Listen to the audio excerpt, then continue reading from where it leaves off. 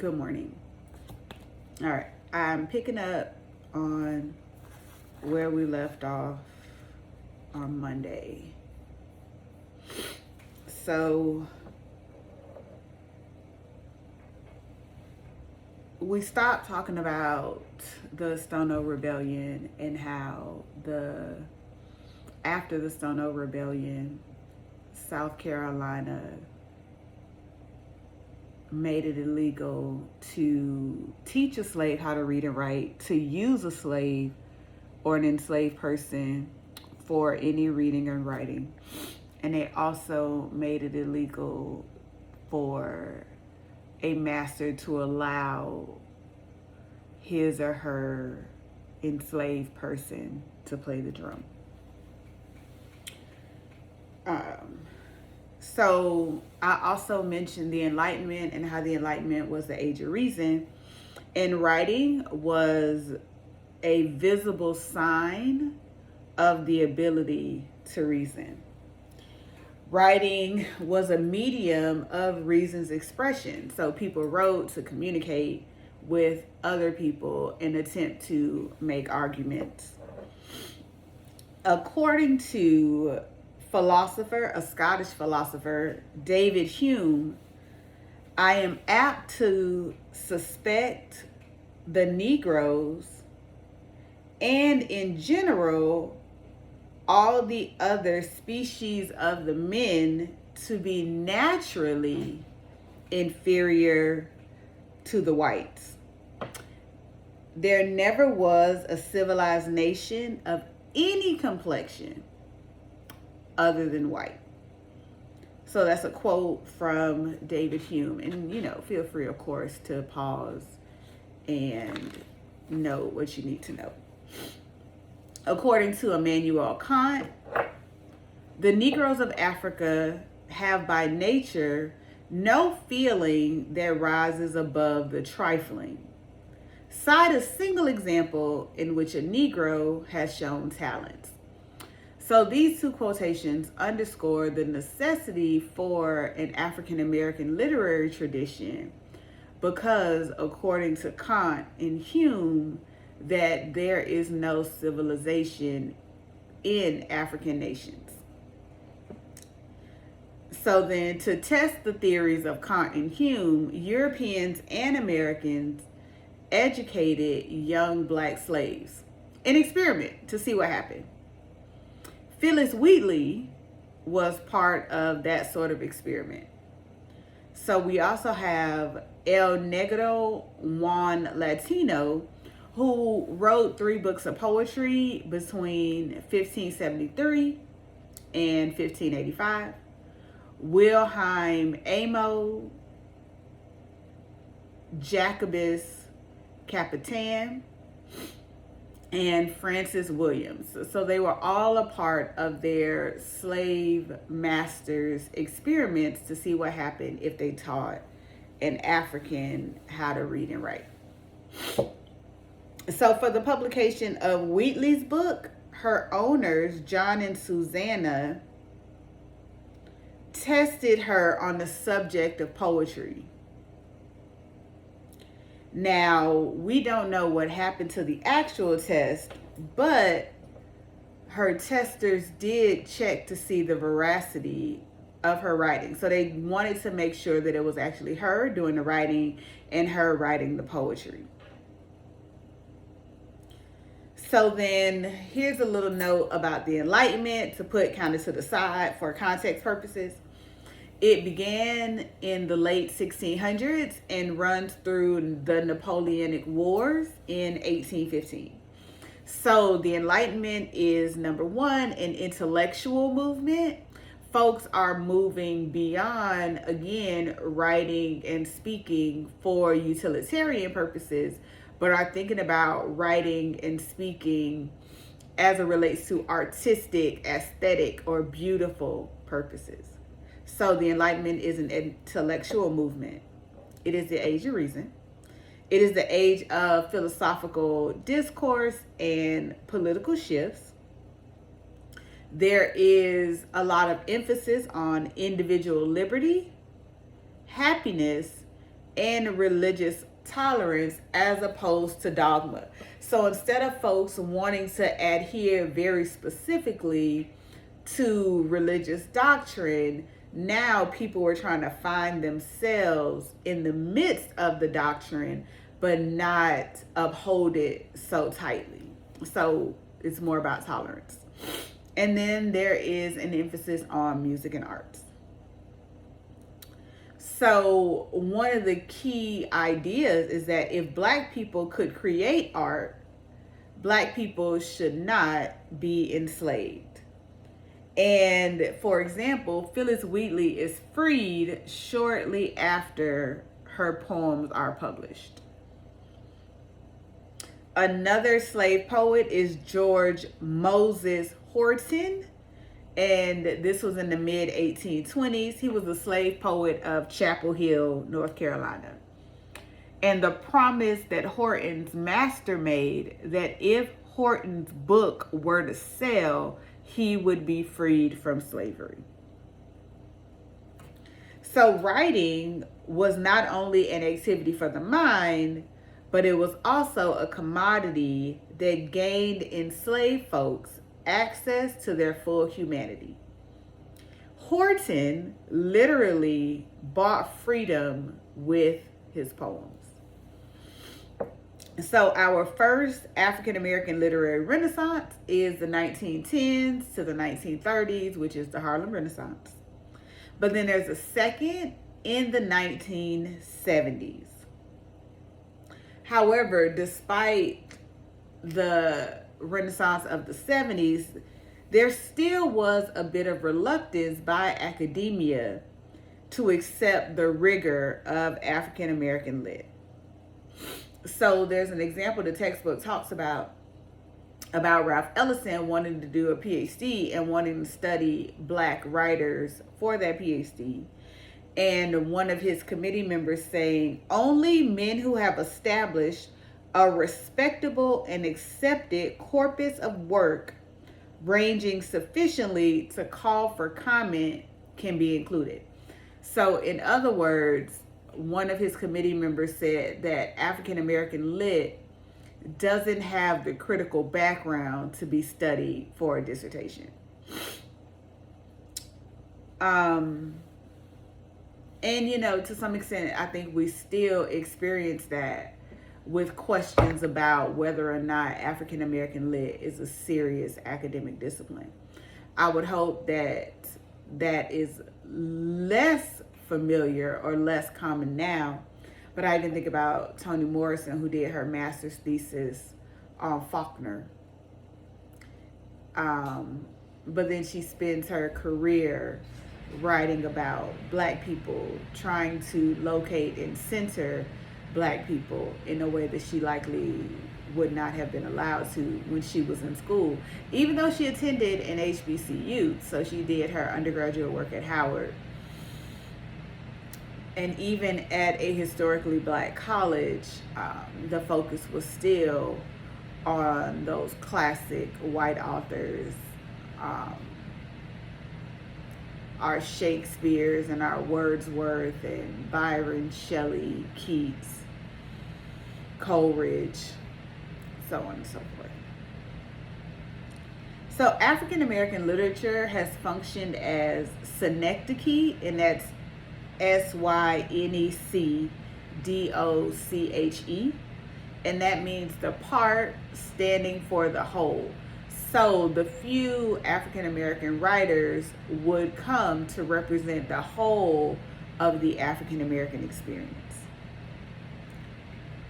African American lit was about signifying who the Negro was and what his inherent intellectual potential might be, and whether or not the larger group was entitled to the full range of rights and responsibilities of American citizenship.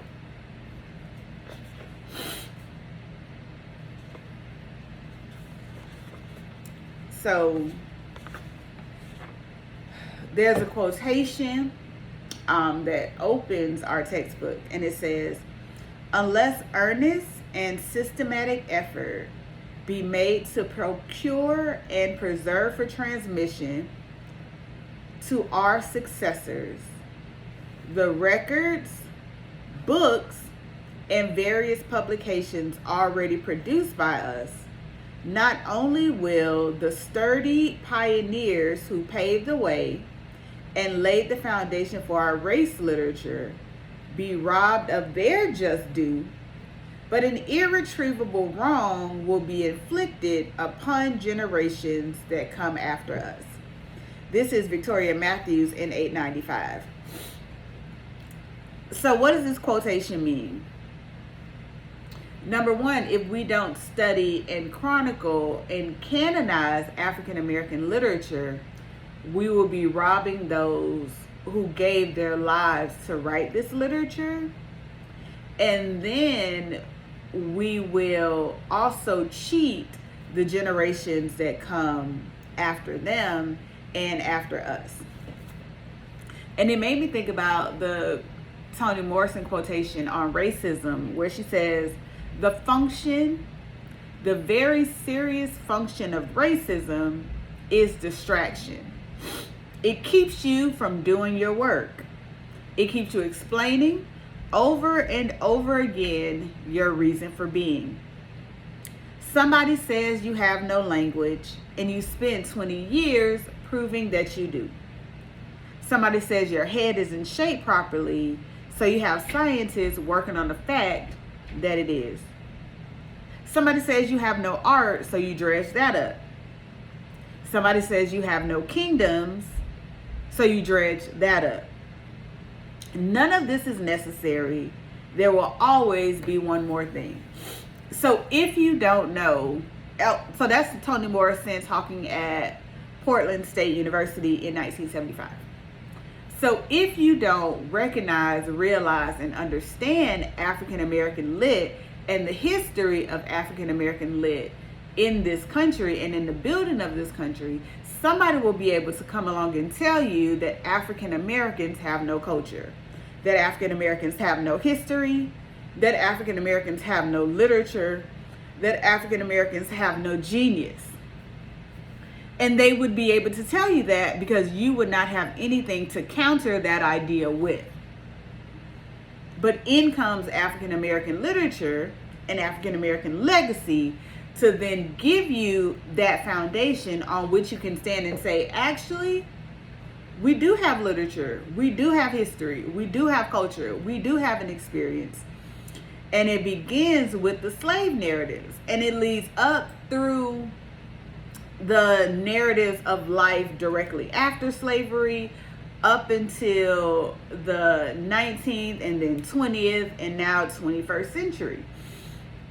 And you will be able to talk about Zora Neale Hurston and Langston Hughes and Ralph Ellison and James Baldwin and Richard Wright and Toni Morrison and Alice Walker and Claude McKay and Countee Cullen. You'll begin to start to rattle off all of these names like Pearl Clegg and Lorraine Hansberry and August Wilson.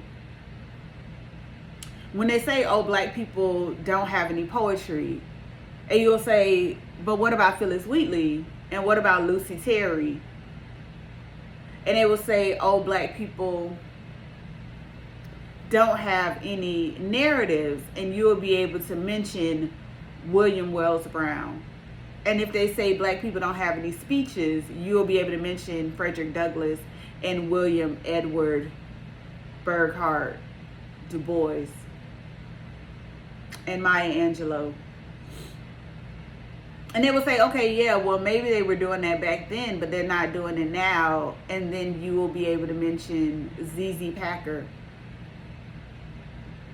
and Barack Obama, who are still writing and still creating.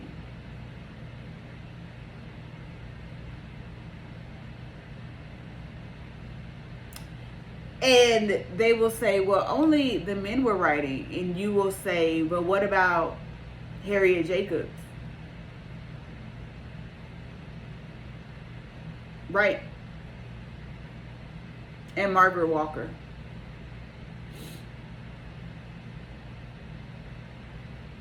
So the point of this is not that you know by heart every African American author, but that you know that there is an African American literary tradition that is strong and robust. And so when someone attempts to distract you from doing your work by making you, quote unquote, prove to them that we have a culture and a history, you will know that it's a distraction. Even if you still engage with the person, right? Even if you still give them some time out of your day so that you can kind of school them, but you will know in your heart that there is a Black vernacular tradition and a Black literary tradition. So there's a quote from Richard Wright, and he says, if Black writers turn to their own vernacular traditions, Black literature could be as original and as compelling as Black music and folklore. Now, in the Anthology to American Negro Literature, which was published in 1929, all that is original in Negro folklore or singular in Negro spirituals and blues can be traced to the economic institution of slavery and its influence on the Negro soul. So the reason why I put these two quotes together is because Richard Wright wants Black writers to lean on the vernacular and lean on their traditions. In other words, to build literature out of the music and lives of Black folks, but the anthology says that we can trace it all back to the institution of slavery. So, in other words, the focus of early African American lit was on the institution of slavery, but now that we're out of slavery, Richard Wright says, let's turn to our vernacular tradition and create something that doesn't necessarily talk about slavery so much, but talks about our personhood and our experience. So a quote from James Weldon Johnson: a people may become great through many means, but there is only one measure by which greatness is recognized and acknowledged. The final measure of greatness of all peoples is the amount and standard of literature and art they have produced. The world does not know that a people is great until that people produces great literature and art. So that's James Weldon Johnson. And then Sylvester Watkins says, Negro history and Negro literature have maintained a very close relationship. In his struggle for a better way of life, the Negro has made literature a purposeful thing. Okay. And I think 20 minutes is long enough. Jesus. Oh, wait a minute. Okay, last part.